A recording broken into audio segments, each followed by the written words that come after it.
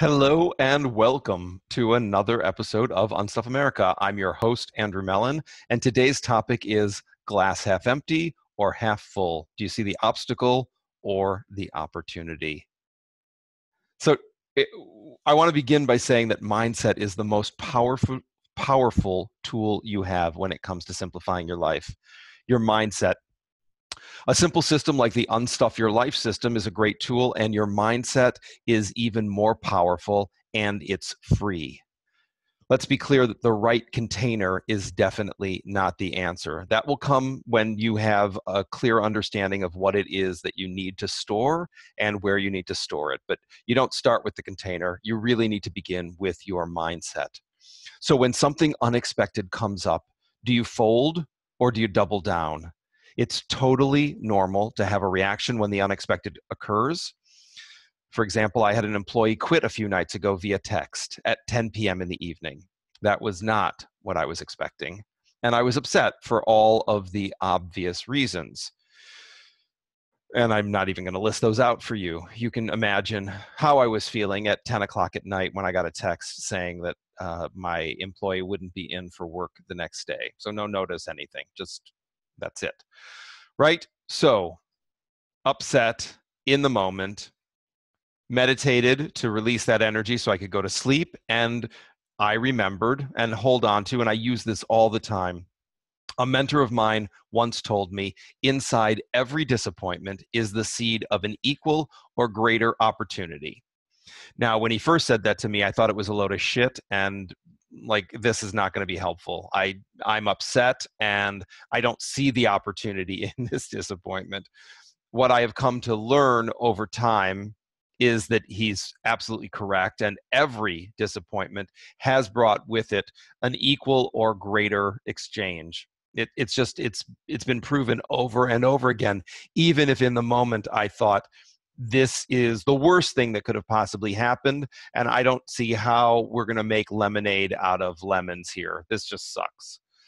So I had my feelings.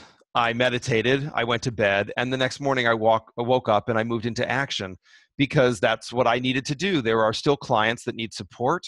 There are still prospective clients that are looking to speak with me. There are still podcasts that need to be recorded and published. And no amount of complaining about bad behavior is going to move any of those things forward, right? So I have my feelings. And then I move into action.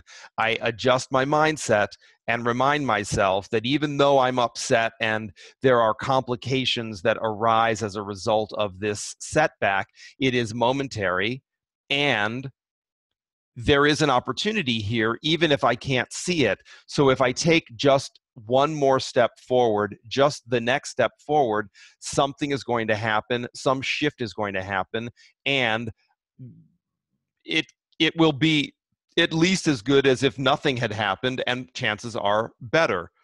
So let's be clear, I continue to have feelings, right? I mean, this has been several days ago now, and I woke up this morning with some feelings, and now here I am in front of the camera recording another episode. So have the feelings, keep moving. That for me is one of the takeaways, right? Things will come up, they will likely upset you. Nothing we can do about that. After you have your upset, what do you need to do to get back into action? And that's not a rhetorical question. I think each of us needs to identify that for ourselves. What is it that's going to move you back into action?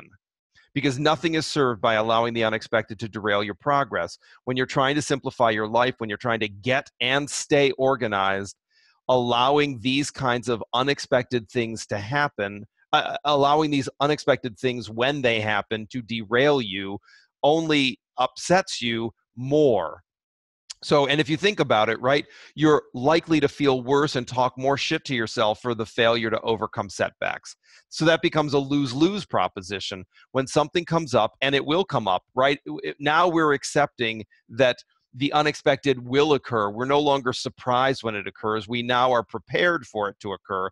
So what do you need to do to be surprised but not surprised, because you're now expecting it to happen? You're not going to know what shape it will come in, but you know that it's on its way. So forewarned is forearmed.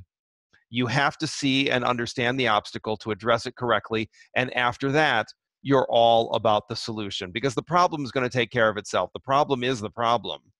And if you can find the way to not take things personally, recovery is a million times quicker. That employee didn't do anything to me. That employee did exactly what she did. I may not like it, but A, it happened, so pretending it didn't or minimizing its impact won't serve me.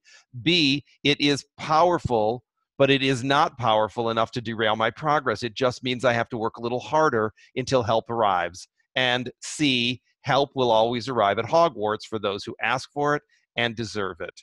So whether you're a Harry Potter fan or not, help is on the way. And remember that even more impactful, more better than outside intervention and or help is your mindset.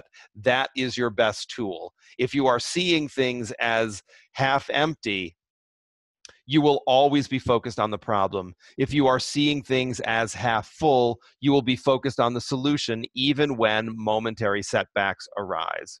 So, inside every disappointment is the seed of an equal or greater opportunity, even if it doesn't feel like it or look like it right now. Focusing on what's possible, and you will be much more likely to manifest it than focusing on what's missing.